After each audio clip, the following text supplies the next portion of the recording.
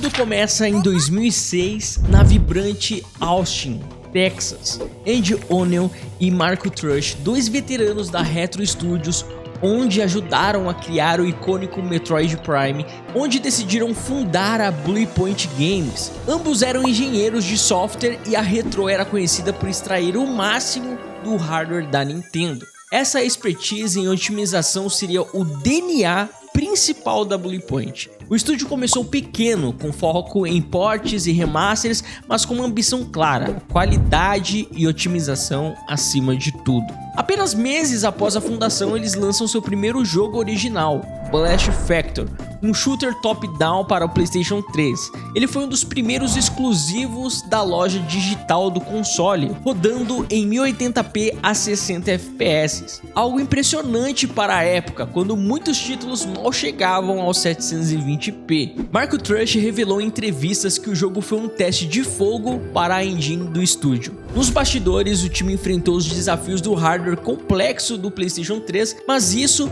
foi o que pavimentou o caminho para sua reputação como os mestres da tecnologia. Inclusive, se você for olhar esse jogo, você fala assim: nossa, claro que roda em 1080p 60 FPS. É um jogo super simples, mas ele tem inúmeros detalhes bem interessantes, a dinâmica de câmera, as partículas, a movimentação. Cara, é realmente algo impressionante, mesmo para o escopo do jogo. Avançando para 2009, a Sony contrata a Bluepoint para remasterizar God of War e God of War 2 para o PlayStation 3. Esse foi o primeiro grande remaster do estúdio, adicionando troféus e melhorias gráficas. E eu consegui testar esses dois jogos no PlayStation 3 e realmente ficaram muito mais bonitos com as melhorias de resolução e os 60 FPS que o jogo roda fluido demais. Cara, é muito bonito, sério mesmo. Esse trabalho dessa remasterização ficou impecável. O time aqui usou técnicas de upscale inovadoras na época para adaptar os assets do PlayStation 2, algo que demandou meses de otimização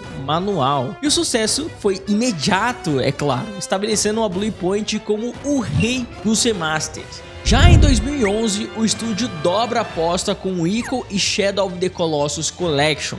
O Mito Ueda, inclusive, o criador original, elogiou o trabalho, dizendo que o remaster capturou a essência poética dos jogos. O time de desenvolvimento lidou com desafios como recriar a física única de Shadow of the Colossus, ajustando a engine para evitar bugs da versão original. E no mesmo ano, eles colaboraram com a Konami no Metal Gear Solid HD Collection. Essa foi a primeira vez, inclusive, que a Bluepoint trabalhou em um projeto multiplataforma, assim aprendendo lições valiosas sobre as diferenças de hardware. Cara, os malucos não param. 2012 marca uma virada com o PlayStation All-Star Battle Royale, onde usaram sua própria engine para o port de PS Vita. E em 2013 portaram Flower para o PlayStation 4 e PlayStation Vita, ajudando a definir os padrões da nova geração. Mas em 2014, o estúdio encarou o porte considerado impossível, levar Titanfall para o Xbox 360. Sim, um jogo exclusivo feito para o Xbox One sendo portado para a sua geração anterior. E a gente sabe que muitos portes nessa projinha aí fica meio cagado, né? Andy O'Neil descreveu o processo como trocar a transmissão de um carro em movimento. O time ganhou elogios mundiais pela fidelidade alcançada em um hardware antigo. Realmente os caras fizeram milagre. Já em 2015 veio Uncharted The Nathan Drake Collection.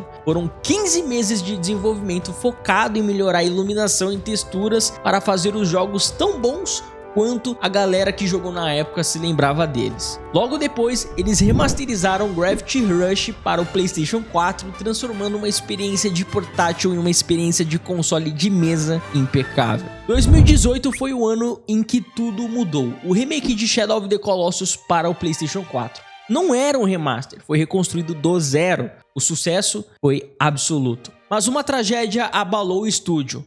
Em junho de 2019, o cofundador Andy O'Neil faleceu aos 47 anos. Seu legado vive na técnica do estúdio, ou pelo menos vivia.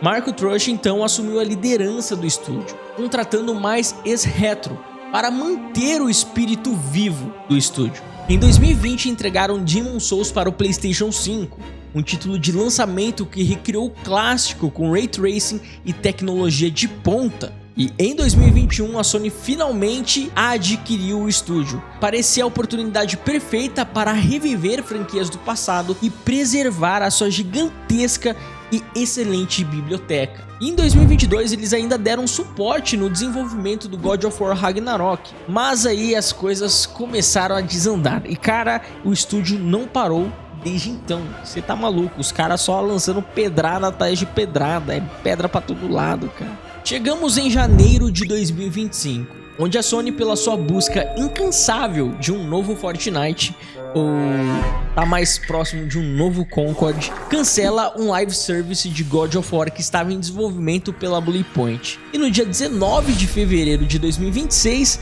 a Sony anuncia o fechamento do estúdio, demitindo cerca de 70 funcionários. Se eu fosse definir a Bluepoint, eles eram basicamente os tradutores da biblioteca de Ohara. Era um estúdio vital para a preservação dos jogos. Tudo isso porque a Sony decidiu que queria lançar o novo Fortnite a todo custo. Mas o máximo que eles conseguirão serão as inúmeras sequências de Concord e jogos multiplayer genéricos, como a gente tem visto. Essa busca por jogos de serviço faz com que o PlayStation 5 seja fraco em exclusivos e inovações. Eu achava que com o lançamento de God of War Sons of Sparta seria uma sinalização da Sony voltando às suas origens, trazendo mais jogos, abrindo seu escopo e sua margem para trabalhar as suas franquias sensacionais. Mas eles preferiram colocar um estúdio excelente em remakes para fazer jogos de serviço genérico. A Bluepoint poderia estar trabalhando um remake de Siphon Filter, por exemplo, ou o Infamous 1 e 2 que estão presos ainda no PlayStation 3, mas eles acharam melhor fechar as portas. Cara, vai entender, não faz o menor sentido. Aos funcionários da Bluepoint, meu muito obrigado. Saibam que as pessoas que gostam de jogos e de ver esses títulos antigos ganhando uma nova chance estão decepcionados com as decisões da Sony ultimamente. E eu quero que fique bem claro, eu não sou contra os jogos de serviço. Eu acho que você tem que ter o equilíbrio de tudo, mas ultimamente a Sony tá muito cega, querendo só esse tipo de jogo, quer acertar a todo custo e com isso tá prejudicando vários estúdios que possuem várias pessoas extremamente talentosas que poderiam estar trabalhando em projetos que fariam muito sucesso. Eu acho que sim, dá pra trabalhar nos jogos de serviço, mas você coloca um estúdio ou outro ali e não a sua cadeia produtiva inteira. E esse tá sendo o maior erro da Sony, infelizmente, que é uma empresa que muitas pessoas têm afeição por conta dos seus incríveis títulos, das suas incríveis histórias e da sua incrível experiência de usuário. Mas, ultimamente, nessa geração do PlayStation 5, eles estão deixando muito a desejar. O que aconteceu com a Sony? O PlayStation 4 foi maravilhoso, cara. Teve muitos lançamentos, muitos jogos voltando, o retorno de God of War.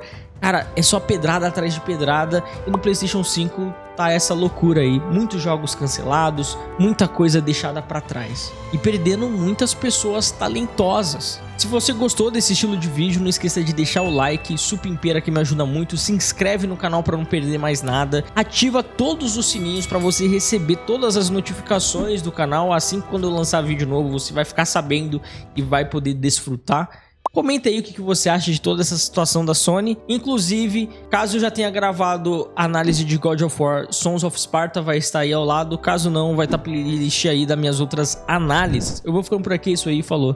E até a próxima.